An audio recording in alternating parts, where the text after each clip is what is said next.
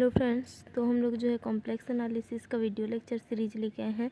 तो आज हम लोग एक क्वेश्चन लेके आए हैं जिसमें जो कि CSIR नेट जुलाई 2024 में पूछा गया है। हम लोग कॉम्प्लेक्स एनालिसिस का प्रीवियस ईयर क्वेश्चन प्रैक्टिस कर रहे हैं। तो यह क्वेश्चन जो हम लोग आज लेके आए हैं और जुलाई 2024 में आया हुआ क्वेश्चन है।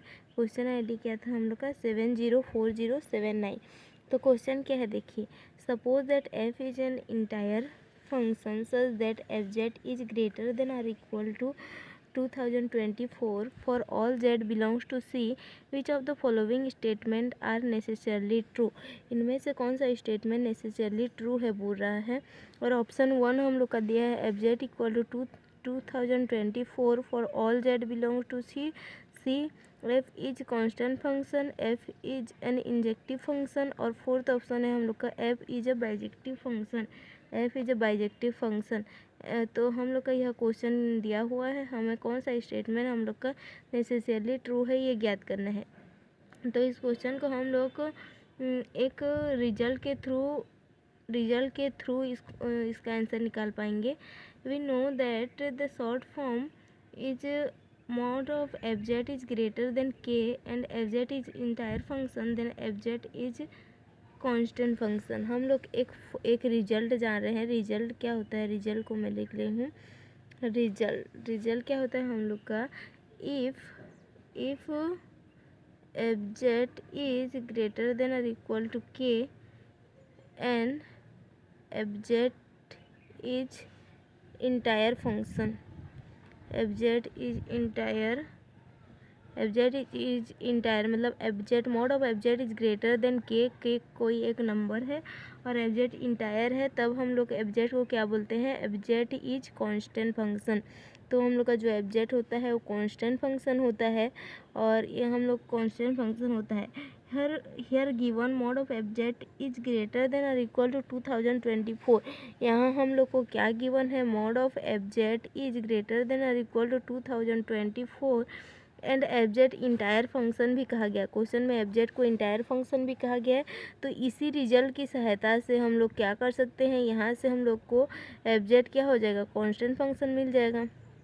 Constant fz is constant, so option 2 is true. अब उसके बाद यहाँ पर हम लोग का ऑप्शन 2 क्या दिया है, f इज कांस्टेंट फंक्शन, तो ऑप्शन 2 हम लोग का क्या हो जाएगा, ट्रू हो जाएगा।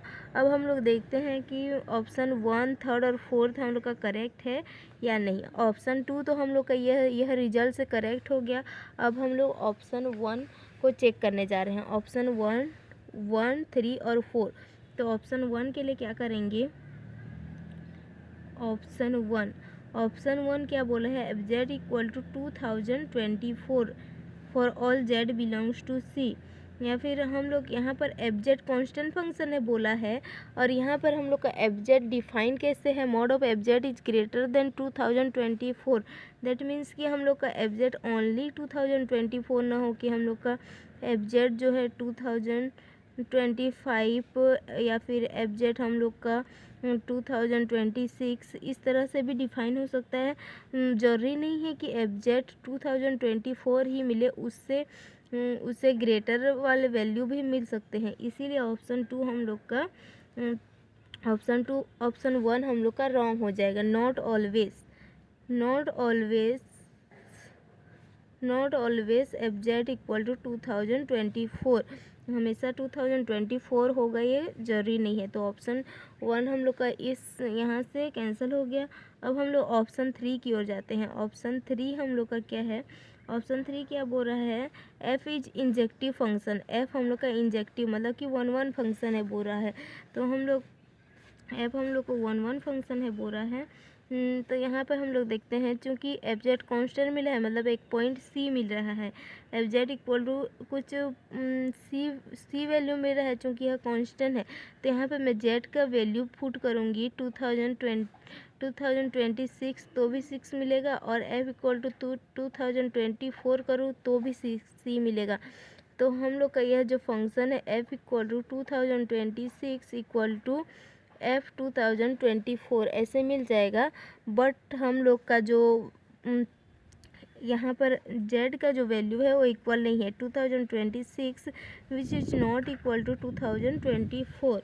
तो हम लोग का ये इक्वल नहीं है। यहाँ से हम लोग का क्या होता है f इज, यहाँ से हम लोग का पता चलता है f इज नॉट 1 नहीं है, दैट मीन्स कि इंजेक्टिव नहीं है। तो ऑप्शन थर्ड हम लोग का रॉन्ग हो जाएगा, f इज इंजेक्टिव। और इसी तरह से ऑप्शन 4 भी हम लोग का रॉन्ग होगा, क्योंकि ऑप्शन 4 में बाइजेक्टिव बोला है। अगर कोई फंक्शन 1 नहीं है तो वो बाइजेक्टिव भी नहीं होगा, तो ऑप्शन 4 भी हम लोग का रॉन्ग हो जाएगा। तो इस क्वेश्चन का आंसर हो जाएगा ऑप्शन 2, जो कि abject is a constant function. तो यह बहुत ही सिंपल क्वेश्चन था, पार्ट बी का क्वेश्चन था, जो कि जुलाई 2024 में पूछा गया था।